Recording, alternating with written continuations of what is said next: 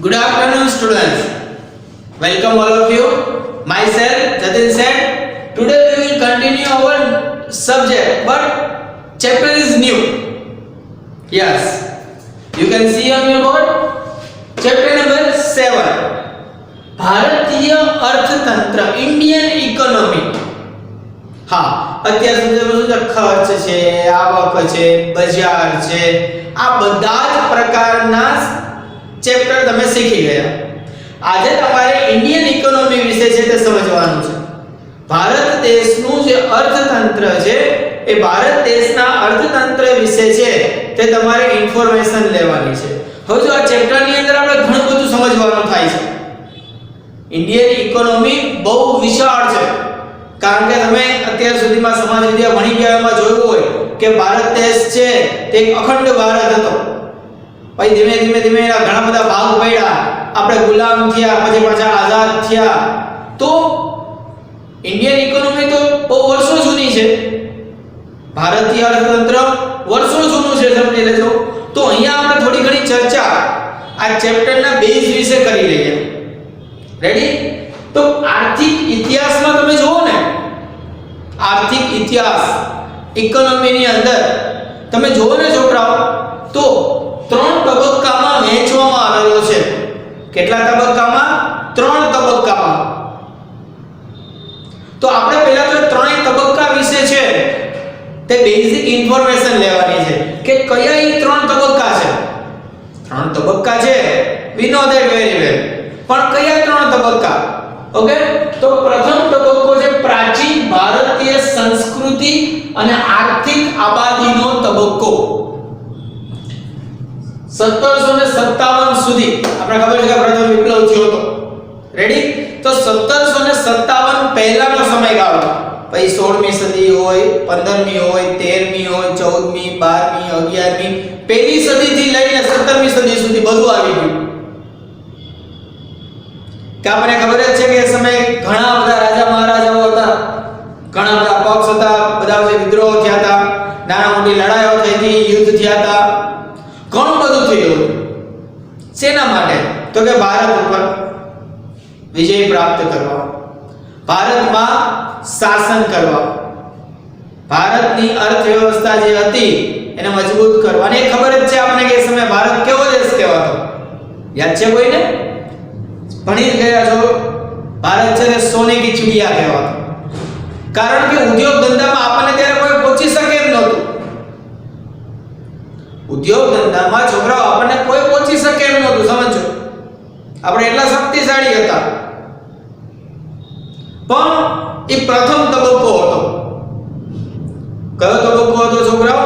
પ્રથમ તબક્કો. પ્રથમ એટલે કે પહેલો તબક્કો હતો. સમજો કે પ્રથમ તબક્કાની અંદર ભારત દેશની અંદર ઘણી બધી વસ્તુઓ થઈ હતી. હા, ત્યારે અંગ્રેજોનું કોઈ આધિપત્ય નહોતું, કાંઈ નહોતું. મુગલ રાજાઓ હતા, એ પેલા અલગ અલગ રાજા રજવાડાઓ હતા, બધાની અલગ અલગ સલ્તનત હતી. આ સમયગાળો હતો. પણ તમને ખ્યાલ જ છે કે ધીમે ધીમે સ્ટેપ બાય સ્ટેપ ભારત એક વેપારની નગરી બની ગયું હતું. ભારત એક વેપારની નગરી બની ગયું હતું. એટલે બધાય અલગ અલગ દેશમાંથી ભારતમાં વેપારની કોઠીઓ સ્થાપવા આવતા હતા. યાદ આવી ગયું ઘણું બધું કે ભારતમાં વેપાર કરવા માટે છોકરાઓ એ લોકો આવતા હતા. ભારતમાં વેપારી કોઠીઓ સ્થાપી અને વેપાર કરવા માટે આવવાનું લોકોએ શરૂ કરી દીધું હતું. રાઈટ? એને કારણે શું થયું? તો કે ભારતમાં ઈસ્ટ ઇન્ડિયા કંપની આવી. કઈ કંપની? ઈસ્ટ ઇન્ડિયા કંપની આવી. As you know that very well about that કે ઈસ્ટ ઇન્ડિયા કંપની આવી એ 1757 થી. તો એ ભારતનો કેવો તબક્કો થયો? બીજો તબક્કો થયો. કેટલામો તબક્કો થયો છોકરાઓ? 7. બીજો તબક્કો ગણવામાં આવે છે. તો 1757 થી 1947 સુધી એપ્રોક્સિમેટ 200 વર્ષ એને રાજ કર્યું આપણા ઉપર અને આપણે એ સમય શું હતા? ગુલામ હતા. તો બીજો તબક્કો એ ભારતીય પ્રજાની કેનો હતો? ગુલામીનો તબક્કો હતો. પહેલો તબક્કો છે એ આર્થિક સમૃદ્ધ દેશ હતો એ સમયે. 1757 પહેલા આપણો દેશ કેવો હતો? આર્થિક રીતે ખૂબ જ સમૃદ્ધ દેશ હતો. એટલે જ આપણે કહેવાતા ને સોને કી ચિડિયા. બીજો તબક્કો અંગ્રેજો ઈસ્ટ ઇન્ડિયા કંપની આવી, આપણે ગુલામ બન્યા. આપણે શું બન્યા? ગુલામ બન્યા. તો 1757 થી 1857 ઈસ્ટ ઇન્ડિયા કંપનીનું શું હતું? આધિપત્ય હતું. 1757 થી 1857 ઈસ્ટ ઇન્ડિયા કંપની. કઈ કંપની છોકરાઓ? ઈસ્ટ ઇન્ડિયા કંપની નું શું હતું છોકરાઓ? આધિપત્ય હતું. આધિપત્ય એટલે શું? આપણે ગુલામ હતા, ઈ રાજ કરતા, એનું શાસન હતું, એને કહેવાય આધિપત્ય. શું કહેવાય છોકરાઓ એને? આધિપત્ય. ક્યાં સુધી હતું ઈસ્ટ ઇન્ડિયા કંપનીનું આધિપત્ય? તો કે 1757 થી લઈ અને 1857 સુધી ઈસ્ટ ઇન્ડિયા કંપની નું શું હતું છોકરાઓ? આધિપત્ય હતું. શું હતું? આધિપત્ય. અને 1858 થી 1947 દરમિયાન બ્રિટિશ સરકારનું શાસન, ઈસ્ટ ઇન્ડિયા કંપની જેની હતી એ જ બ્રિટિશ સરકાર હતી. પણ પેલા કંપની આવી, પછી સરકાર આવી અને પછી ઈસ્ટ ઇન્ડિયા કંપનીએ છે તે આપણા ઉપર વધારેમાં વધારે શાસન કરવાનું શું કર્યું? શરૂ કર્યું. ક્યારથી શરૂ કર્યું? 1858 થી 1947. શું કર્યું છોકરાઓ? બ્રિટિશ સરકારનું શું હતું છોકરાઓ? શાસન હતું. Mind it my word. British સરકારનું શું હતું છોકરાઓ? શાસન હતું. સમજી લેજો. એ આપણી ઉપર રાજ કરતા હતા. કેટલામાં તબક્કો થયો? બીજો. પહેલો તબક્કો ક્યારે હતો? 1757 પહેલાનો સમયગાળો. 1757 પહેલાનો સમયગાળો કે જે ભારત આર્થિક રીતે કેવો દેશ હતો? સમૃદ્ધ દેશ હતો. એ કેટલામો તબક્કો હતો? પહેલો તબક્કો. અને 1757 પછીથી 1947 સુધીનો જે તબક્કો ગણાય, એપ્રોક્સિમેટલી 200 વર્ષ જેટલો સમયગાળો જે છે એ કેટલામો તબક્કો છે? બીજો. એ બીજા તબક્કામાં પણ કેટલા ભાગ પડે છે? બે. કયા કયા?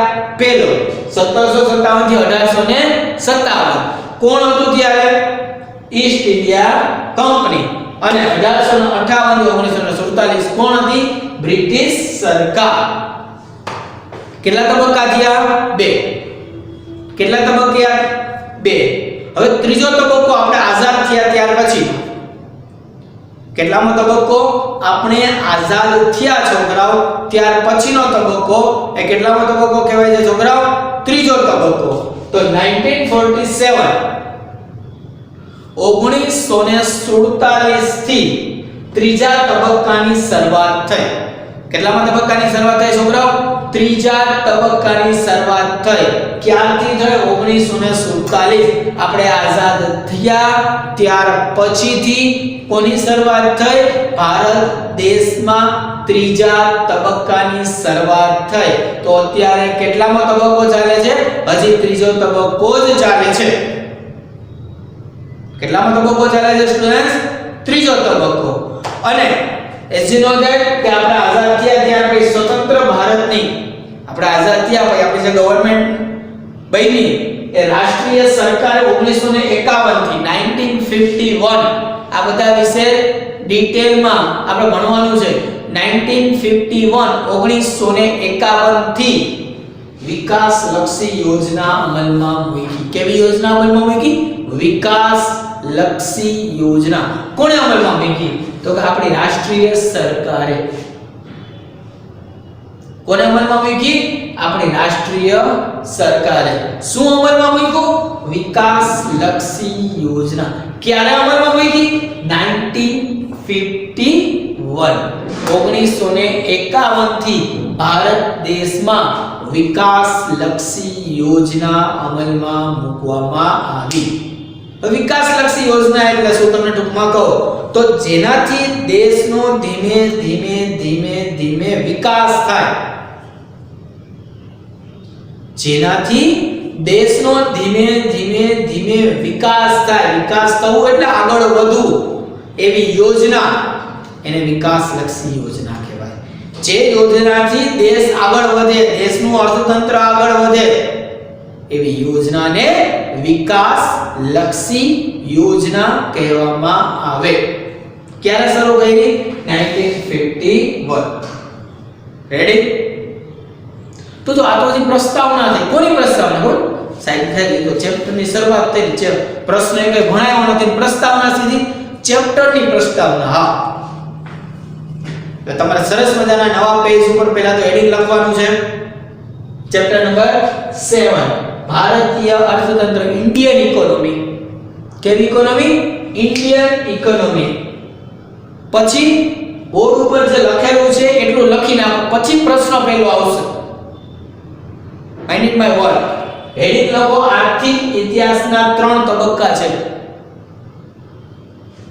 પછી આ જે બોર્ડ ઉપર લખેલું છે તમારી સ્ક્રીન ઉપર 1-2 મિનિટ રાખો છો, પછી આપણે ક્વેશ્ચન નંબર 1 સ્ટાર્ટ કરશું. તો આટલું છે એ પહેલા લખી નાખો. કોઈ પ્રશ્ન નથી, પણ પાઠની પ્રસ્તાવના કે પાઠમાં તમારે શું ભણવાનું છે એની માહિતી છે તે તમારી બુકમાં લખેલી હોવી જ જોઈએ. રેડી? તો આટલું છે તમારી સ્ક્રીન ઉપર છે, તે ઝડપથી રાઈટ ડાઉન કરી નાખો. નવા પેજ ઉપર સરસ મજાનું હેડિંગ લખજો, ચેપ્ટરનું નામ ઇંગ્લિશમાં નામ લખો, ચેપ્ટર નંબર 7. then આપણે બોર્ડ ઉપર છે એટલી વસ્તુ ઝડપથી રાઈટ ડાઉન કરી નાખો. then we will start question number 1. ready? start your work. હું આગળ જાઉં છું.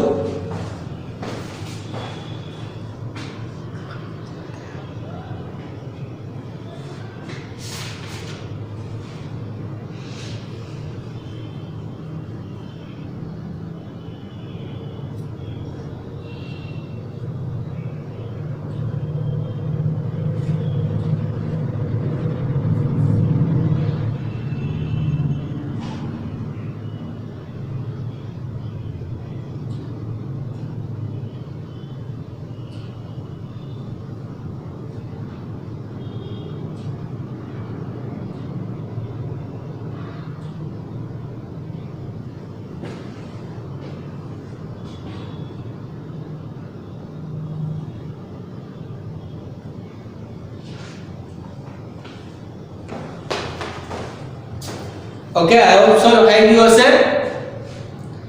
Okay. Now we are continue our question. થોડી ઘણી જે ચર્ચાઓ ભારતીય અર્થતંત્ર વિશે આપણે કરી. કોના વિશે કરી? ભારતીય અર્થતંત્ર વિશે કરી. આપણે ઇન્ડિયન ઇકોનોમી વિશે આપણે ચર્ચા કરી. ડન? તો આપણે પહેલા આપણે બેઝિક ક્વેશ્ચન જોઈએ કે વિકાસમાન ભારતીય અર્થતંત્રના લક્ષણો જણાવો. ક્વેશ્ચન નંબર 1 5 માર્ક્સ નો ક્વેશ્ચન છે. વિકાસમાન એટલે વિકાસશીલ પણ કહી શકાય, એના વિશે પણ આપણે સમજાવીએ.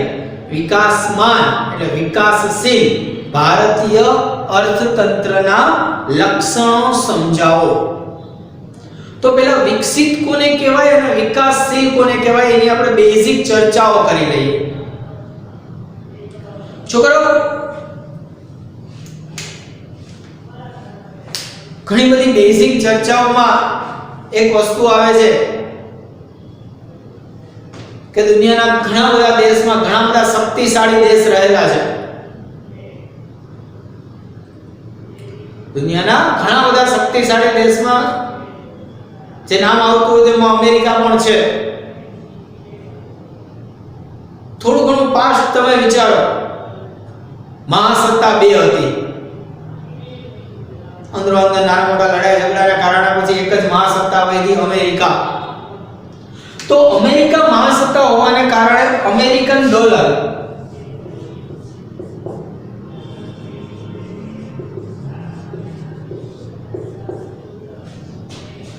ને પ્રાધાન્ય આપવામાં આવ્યું. એના ચલણને વૈશ્વિક લેવલે મંજૂરી આપવામાં આવી. તો એ સમયે 2004 માં એવું નક્કી કરવામાં આવ્યું કે જે દેશની માથાદીઠ આવક $735 થી ઓછી હોય એ વિકાસશીલ દેશ, અને જે દેશની માથાદીઠ આવક $735 થી વધારે હોય એને વિકસિત દેશ. કયા વર્ષે નક્કી કર્યું છોકરો? 2004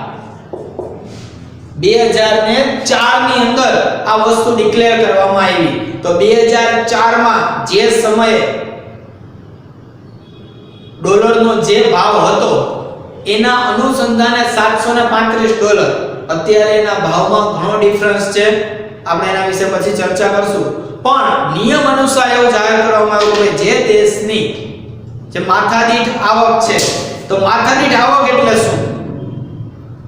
એને કહેવાય પર પર્સન ઇન્કમ. હવે એના માટે નાનકડું એક્ઝામ્પલ આપીને સમજાવીએ કે તમારા ફેમિલી મેમ્બરમાં 5 જણા છે. તમારા ફેમિલી મેમ્બર્સ કેટલા છે છોકરાઓ? 5 પર્સન છે. સમજો, રેડી? કેટલા પર્સન છે? 5 પર્સન છે. તમારા ફાધર $50,000 કમાય છે. એક્સેપ્શન કરો, કેટલા કમાય છે? $50,000 કમાય છે. તો $50,000 કમાય છે ડિવાઇડેડ બાય 5%, કેટલા થયા? 10,000. કેટલા થયા? 10,000. તો 10,000 શું થયું? માથા દીઠ આવક. શું થયું છોકરાઓ? માથા દીઠ આવક. કે તમારા ઘરમાં દરેક વ્યક્તિ 10,000 કમાય છે. પછી તમે કાઈ નથી કમાતા તો તમે 10,000 કમાવો છો, અને તમારા ફાધર 50,000 કમાય છે તો પણ એના ભાગે તો 10,000 જ આવે. એને કહેવાય માથા દીઠ આવક, પર પર્સન ઇન્કમ. શું કહેવાય એને? માથા દીઠ આવક.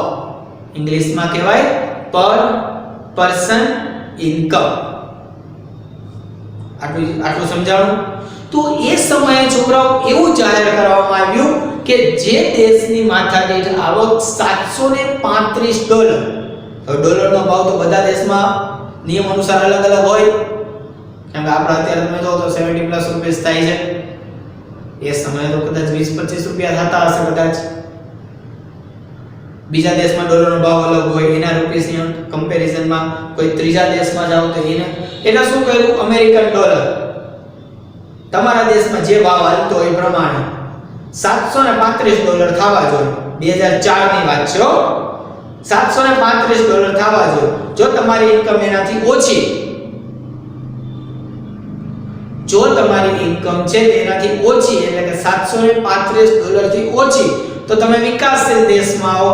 અને જો તમારી ઇન્કમ $735 થી વધારે છે, જો તમારા દેશની માથાદીઠ આવક $735 થી વધારે છે તો તમે વિકાસશીલ દેશમાં આવો. આવું જાહેર કરવામાં આવ્યું. એનાથી દુનિયાના જે દેશ છે એના બે ભાગ પડી ગયા, એક વિકસિત દેશ, એક વિકાસશીલ દેશ. વિકસિત દેશ એટલે કે જેનો વિકાસ થઈ ગયો છે, અથવા તો એમ પણ કહી શકાય કે જેની માથાદીઠ આવક $735 કરતા વધારે છે. જેની માથાદીઠ આવક $735 થી વધારે છે એને કહેવાય વિકસિત દેશ.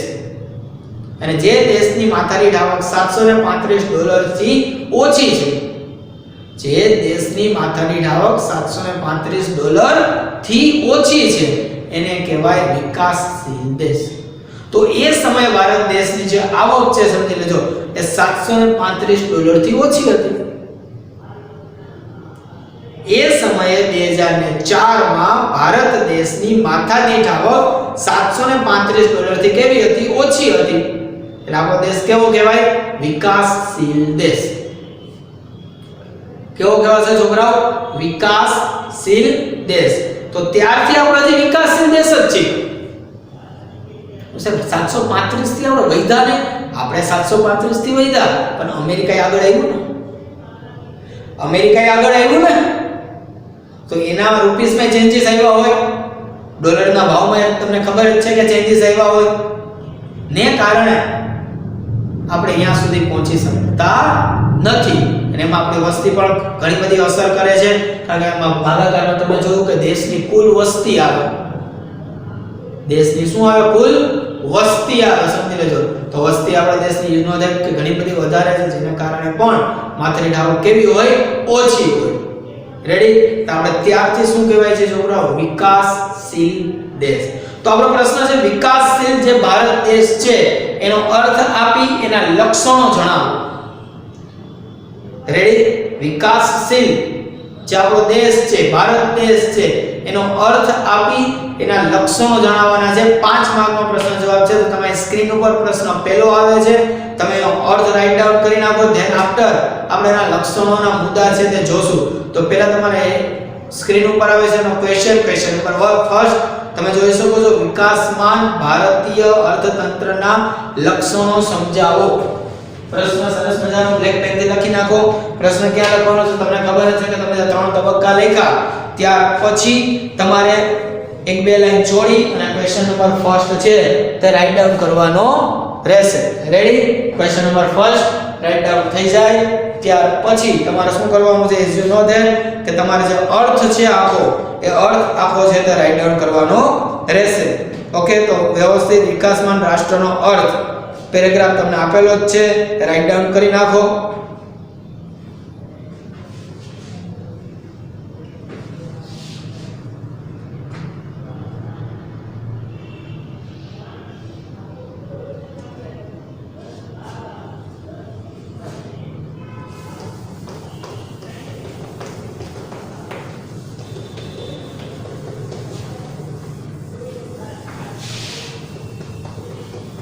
અર્થમાં તમને કીધું છે કે જે તે સમયે ભારત દેશની માથાની આવક કેટલી હતી, 2002 માં $480 અમેરિકન હતી આપણી આવક. તેથી આપણે શું કહેવાતા, વિકાસશીલ દેશ કહેવાતા.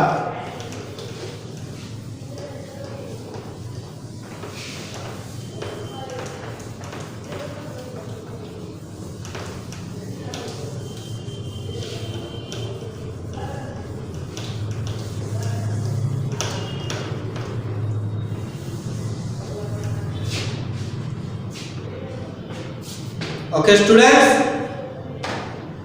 તો છોકરા તમે વિકાસશીલ અર્થતંત્ર, ભારતીય જે અર્થતંત્ર છે, વિકાસશીલ અર્થતંત્ર એના લક્ષણો જોયા, સોરી એનો અર્થ તમે જોયો. રેડી? તો આજનો લેક્ચર આપણે અહીંયા પૂરો કરીએ છીએ. આજના લેક્ચરમાં તમે 3 તબક્કા વિશે માહિતી મેળવી અને 3 તબક્કા ઉપરાંત તમે વિકાસશીલ દેશ એટલે ભારત જે વિકાસશીલ દેશ છે એનો અર્થ જોયો. નેક્સ્ટ લેક્ચરમાં આપણે એના લક્ષણો વિશે છે તે ડિટેલમાં ચર્ચા કરીશું. રેડી? તો આજના લેક્ચરમાં તમારે 3 તબક્કા રાઈટ ડાઉન કરવાના અને ત્યાર પછી એનો જે અર્થ છે એ રાઈટ ડાઉન કરવાનો રહેશે. Done? Thank you very much.